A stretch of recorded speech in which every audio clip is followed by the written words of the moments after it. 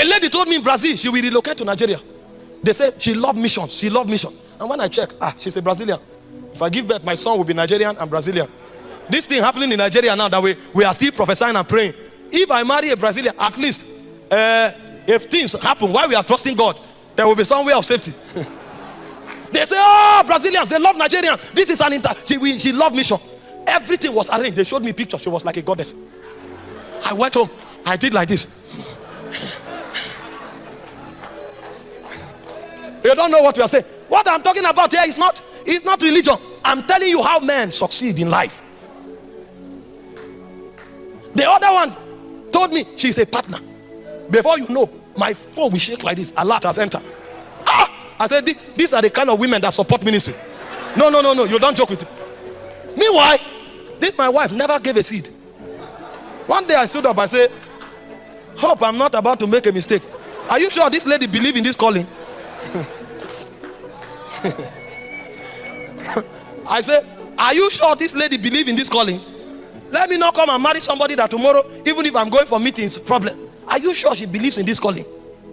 And I went and sat down, and the demon whispered to my ear. Say, don't worry. She thinks she's a big woman. She thinks she's a big woman. Just ignore her. She's not serious. So when I looked at her and I said, okay, these are the feminists. They think they are important. Because, she has a master's degree. She is working as a head of sustainability in one of the leading companies in Nigeria. She has done senior managerial courses in Harvard, in Lagos Business School. So it's natural for you to look at her and say, this person is proud. And I looked at her and I said, God, there's pride here. There's pride. I began to interpret things by wisdom. I said, God, this lady is not submissive. Before I knew what was happening, 5 people came and said, hey, is it this person? Run for your life. Thank God I hear God.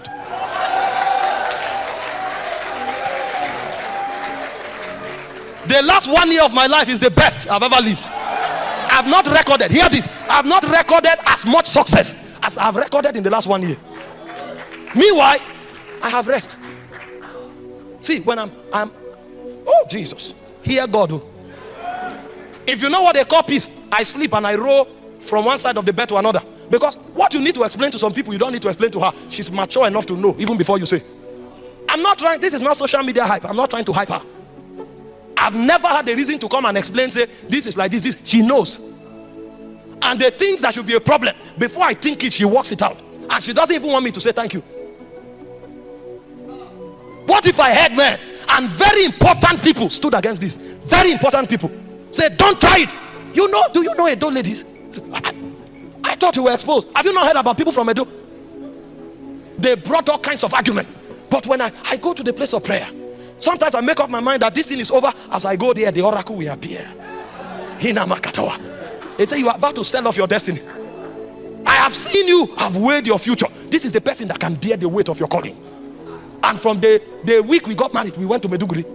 I was thinking, okay, I will persuade her. She's more interested. When I travel, sometimes I forget to call. Because I come back, I'm so tired. She will send me a message and say, the Lord refresh you and strengthen you. I'm praying for you. Oh, I will now feel guilty.